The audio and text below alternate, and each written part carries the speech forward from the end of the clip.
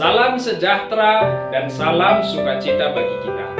Kiranya damai sejahtera Allah yang selalu menyertai dan memberkati kita. Amin. Mari kita mendengarkan firman Tuhan yang tertulis dalam Yesaya pasal 35 ayat 4 sampai ayat yang ke-10. Demikianlah firman Tuhan. Katakanlah kepada orang-orang yang tawar hati, kuatkanlah hati, janganlah takut. Lihatlah, Allahmu akan datang dengan pembalasan dan dengan ganjaran Allah. Ia sendiri datang menyelamatkan kamu. Pada waktu itu, mata orang-orang buta akan dicelikkan, dan telinga orang-orang tuli akan dibuka. Pada waktu itu, orang lumpuh akan melompat seperti rusa, dan mulut orang bisu akan bersorak-sorai, sebab mata air memancar di padang gurun, dan sungai di padang belantara. Tanah pasir yang hangat akan menjadi kolam, dan tanah kersang menjadi sumber-sumber air. Di tempat serigala berbaring akan tumbuh tebu dan pandan. Di situ akan ada jalan raya, yang akan disebutkan jalan kudus. Orang yang tidak tahir tidak akan melintasinya, dan orang-orang pandir tidak akan mengembara di atasnya.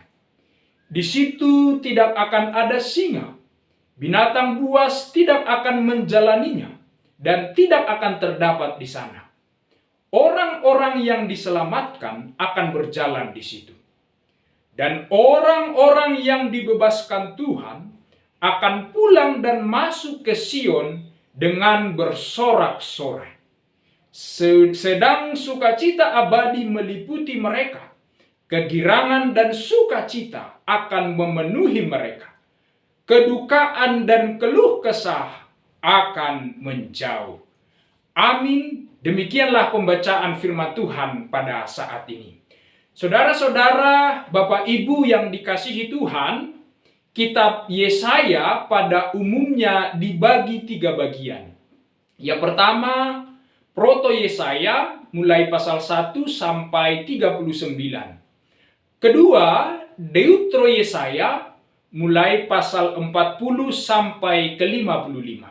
Dan yang ketiga, Titro Yesaya mulai pasal 56 sampai 66. Secara sederhana, Proto Yesaya menceritakan kehidupan dan keadaan bangsa Israel sebelum mereka jatuh ke tanah pembuangan. Dan Deutro Yesaya menceritakan kehidupan bangsa Israel yang saat itu sudah berada di tanah pembuangan. Dan yang ketiga, Titro Yesaya menceritakan keadaan dan kehidupan bangsa Israel setelah mereka kembali dari tanah pembuangan. Maka dari pembagian kitab Yesaya ini, kita dapat menyimpulkan bahwa Yesaya pasal 35 ini adalah bagian dari Proto Yesaya saat di mana bangsa Israel pada saat itu belum jatuh ke tanah pembuangan. Dan saat itulah Yesaya tampil dan hadir di tengah-tengah bangsa Israel Selatan, yaitu pada abad 8 sebelum Masehi. Yesaya sejaman dengan Amos dan Hosea. Jika Amos dan Hosea melayani di Israel Utara, maka Yesaya melayani di Israel Selatan di Yehuda.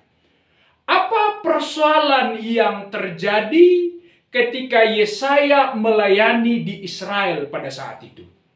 Nah, kita melihat secara politik yang terjadi adalah bahwa saat itu kerajaan terbesar, kerajaan Asyur, ingin mengembangkan, ingin berkuasa sampai ke daerah Palestina.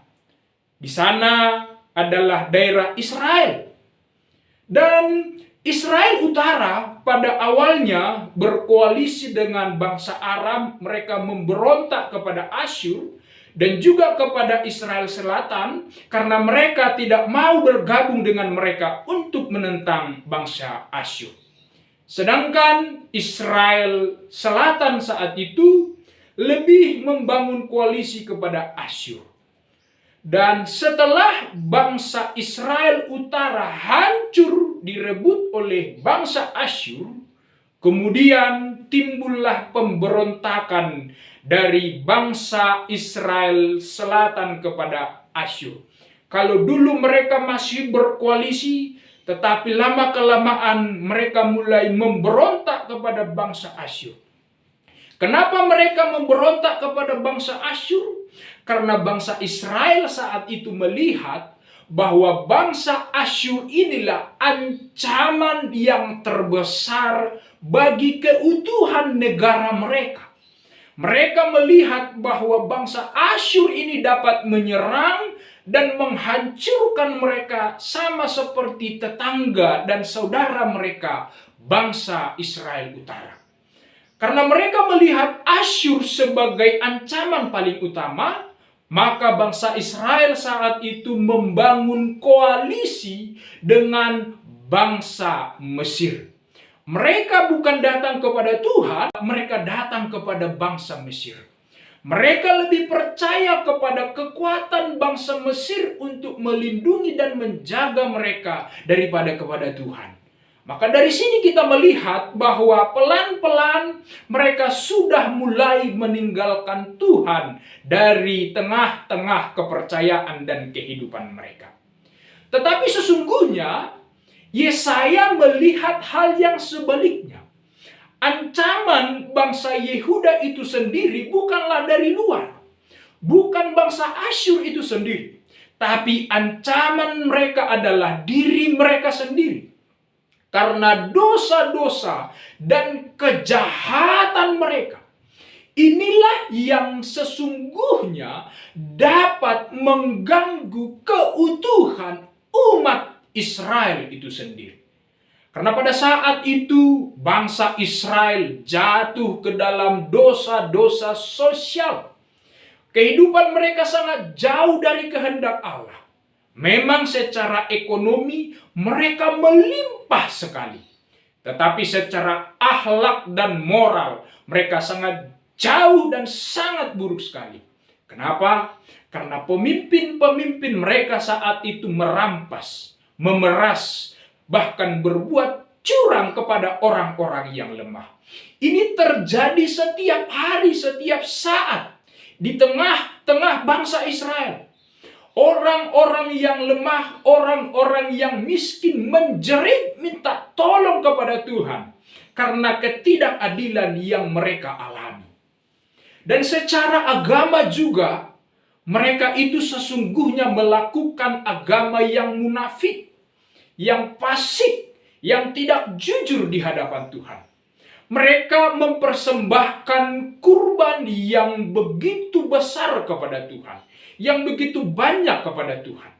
Mereka mengadakan perayaan-perayaan yang meriah kepada Tuhan, tetapi isinya sangatlah kosong.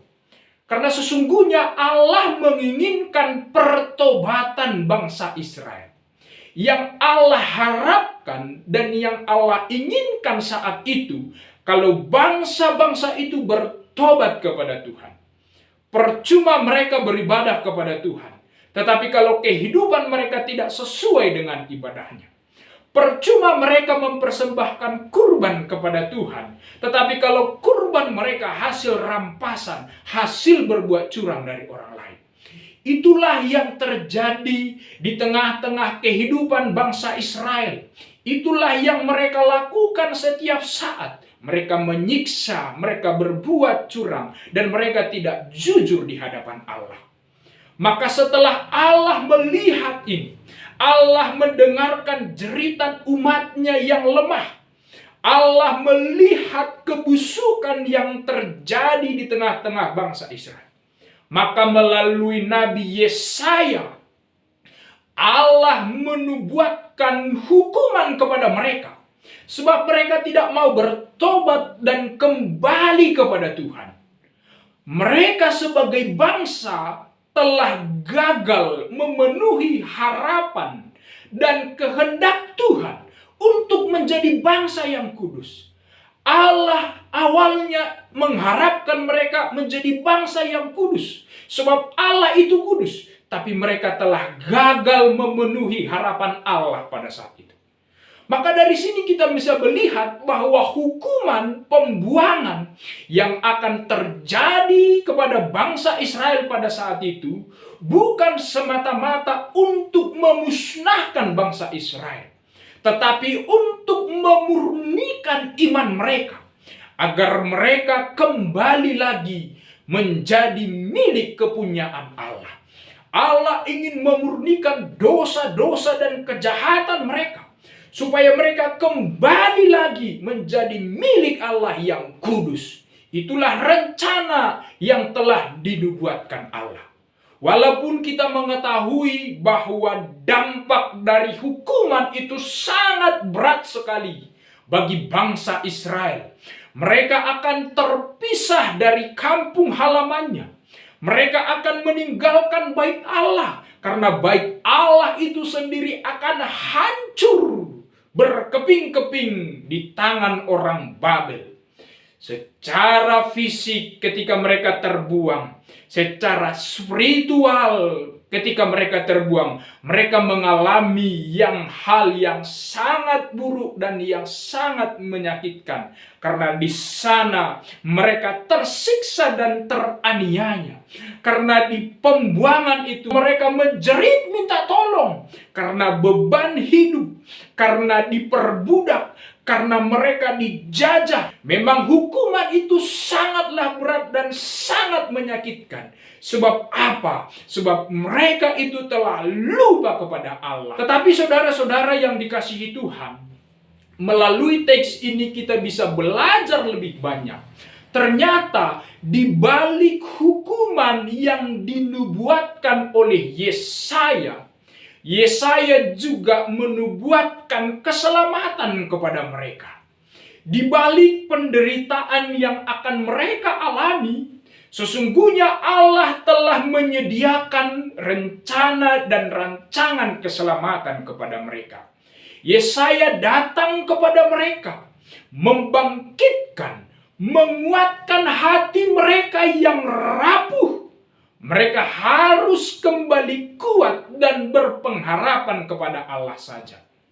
Walaupun hukuman akan terjadi di depan mata, namun sesungguhnya Allah memegang kendali atas setiap keadaan yang terjadi pada saat itu.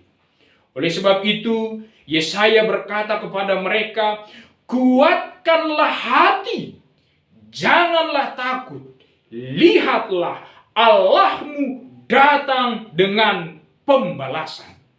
Ayat ini mengarahkan pandangan bangsa Israel bukan kepada hukuman atau kepada beban yang akan menimpa mereka, tetapi mengarahkan pandangan mereka kepada Allah yang penuh kuasa dan kasih.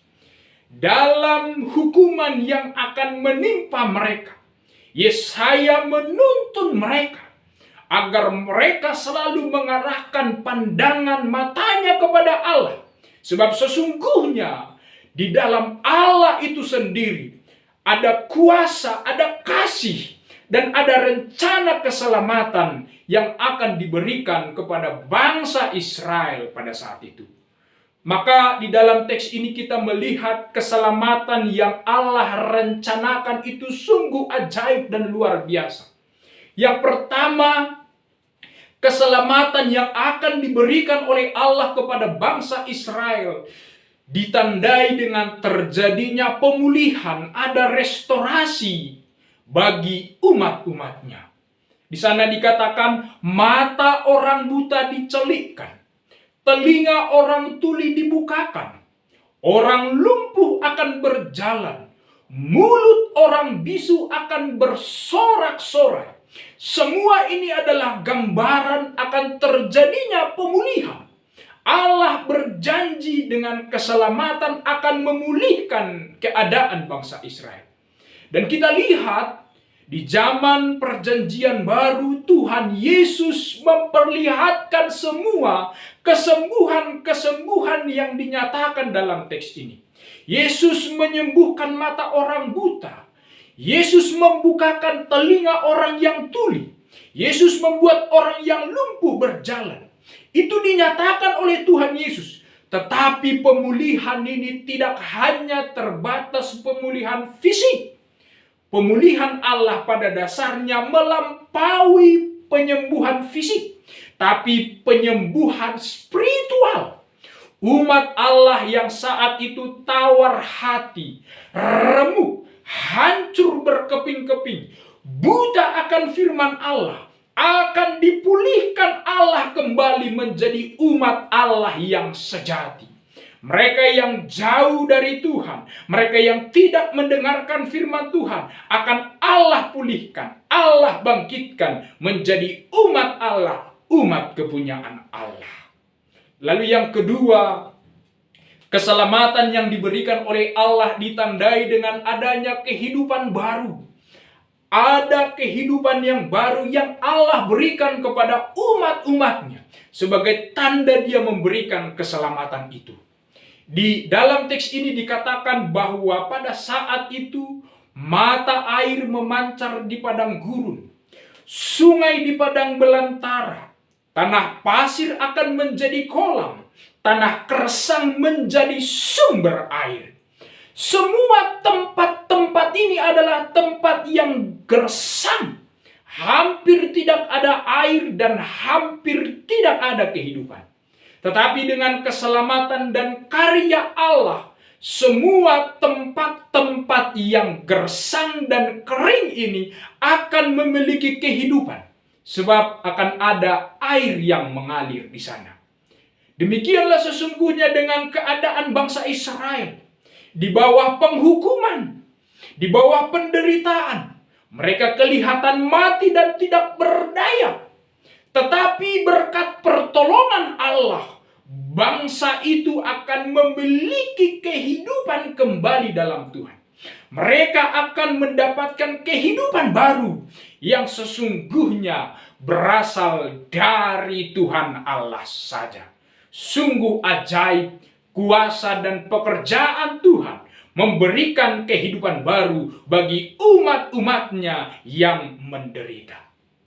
Lalu yang ketiga, keselamatan yang akan Allah berikan ditandai dengan adanya jalan kudus. Allah menyediakan jalan bagi bangsa Israel untuk pulang ke negerinya, ke Yerusalem.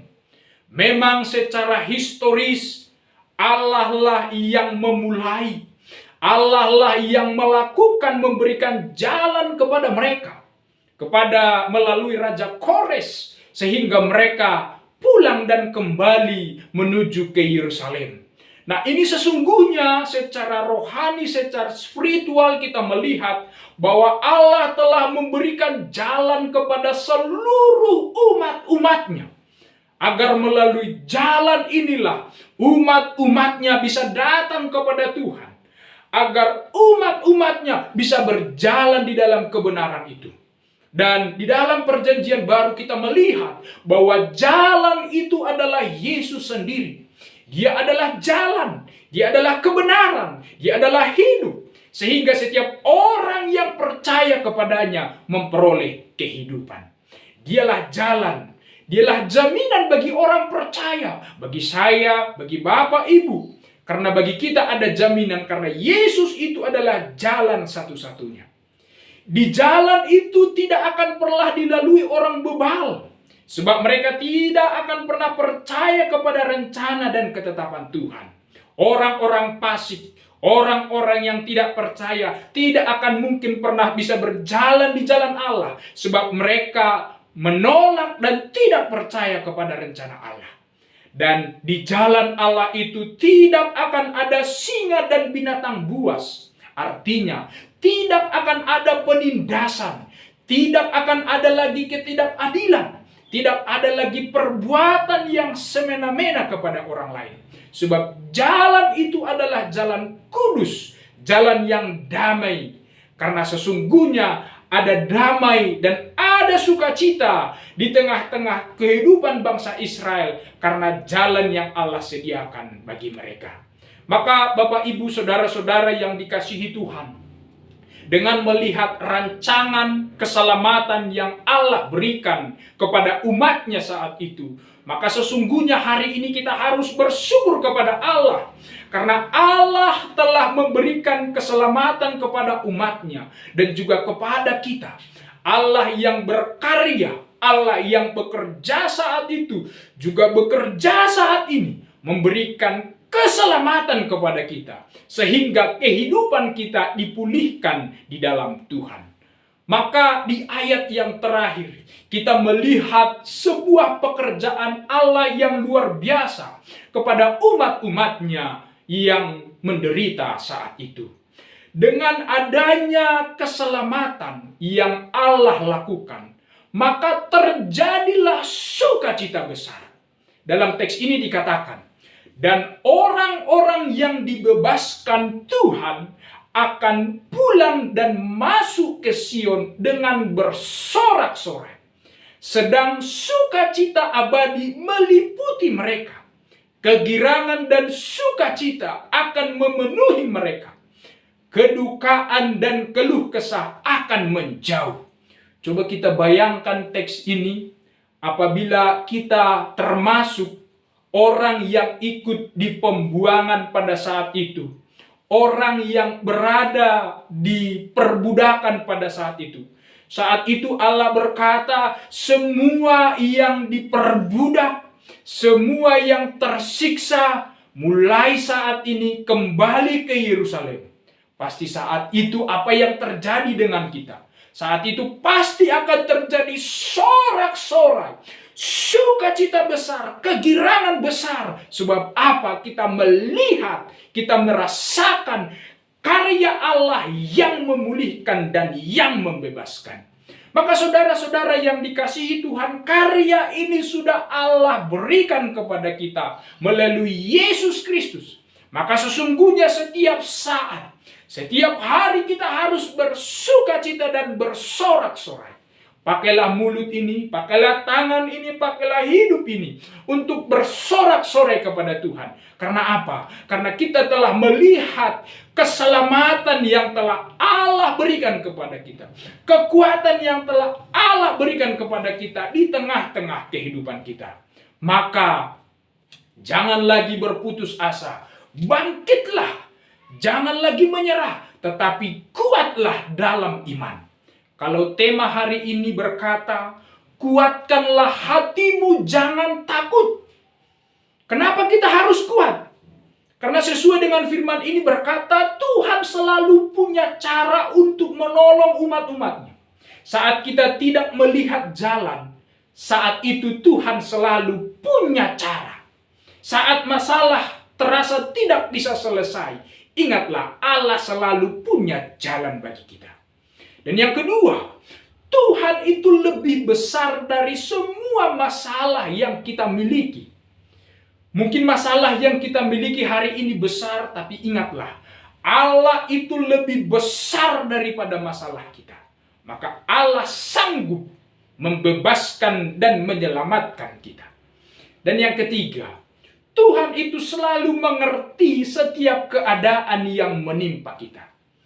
Mungkin banyak orang yang tidak mengerti perasaan hati kita saat ini.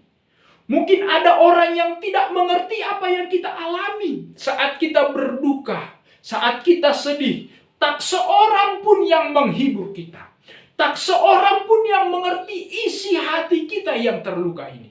Tapi ingatlah, Allah itu selalu mengerti. Allah itu selalu tahu setiap keadaan yang menimpa kita. Karena itu, tetaplah kuat di dalam Tuhan. Dan yang terakhir, Tuhan itu selalu menyediakan sukacita bagi setiap orang percaya. Maka orang yang di dalam Tuhan akan mendapatkan sukacita di tengah-tengah kehidupannya. Maka orang-orang yang bersukacita inilah yang menjalani hidup ini dengan damai sejahtera. Amin. Tuhan Yesus memberkati.